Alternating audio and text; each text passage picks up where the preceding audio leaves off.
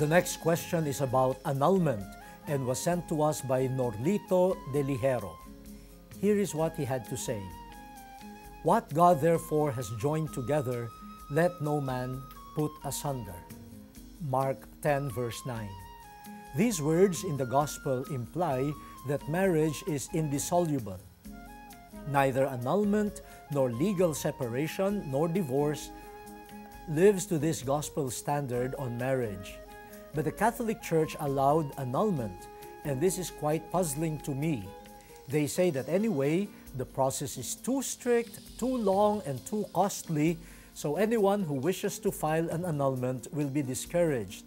But still, the point is, the Church allowed it. Is the Church not consistent in this matter?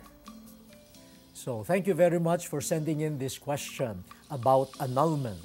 Okay.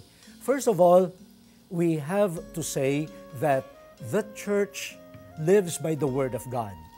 And so the Church strictly follows that teaching present already in the Jewish or the Hebrew Scriptures, what we call the Old Testament, and affirmed by Jesus in the Gospels. What God has put together, no one must put asunder. And if you remember, there were some people who asked Jesus, how come Moses allowed the writing of a decree of divorce? And Jesus said, it is because of your stubbornness. But from the very beginning, the will of God is that man and woman should live together for life, committed life in marriage. Now, you are asking about annulment. I think the Church's language and the civil court's language sometimes use the same words, but they mean different things. I know the word annulment is used also by the courts, and the word annulment is also used by the Church. As far as I know, and I'm not a canon lawyer, so you might want to consult an expert in this, a canon lawyer. Whenever the Church declares the nullity of a marriage, the process is this.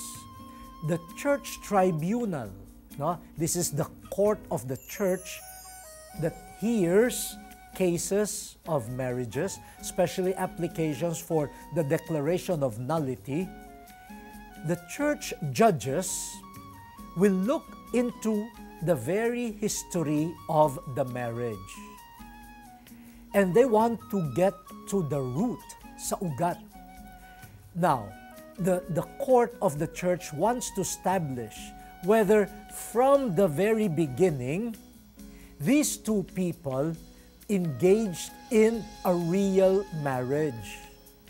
Meaning, whether they were capable of entering into a marriage commitment, and whether all the things that we are looking for in a marriage were present in the beginning. So, it is not enough that they were able to present photographs of the marriage ceremony or documents signed by all people concerned or other things to prove that an external marriage happened. The court in the Church will try to find not just the external proofs that a marriage actually took place. We are entering into marriage not anymore as an external ceremony, but the inner reality. Now, that's where the court of the Church goes. And when the judges of the court of the Church see that when the ceremony was contracted, the conditions for a real marriage were not present, then the Church declares that from the very beginning, there was no marriage. There was a ceremony, but there was no marriage in its essence. So the Church is not declaring something asunder. What the Church is declaring is that from the very beginning, walang nangyaring marriage kasi the conditions are not there.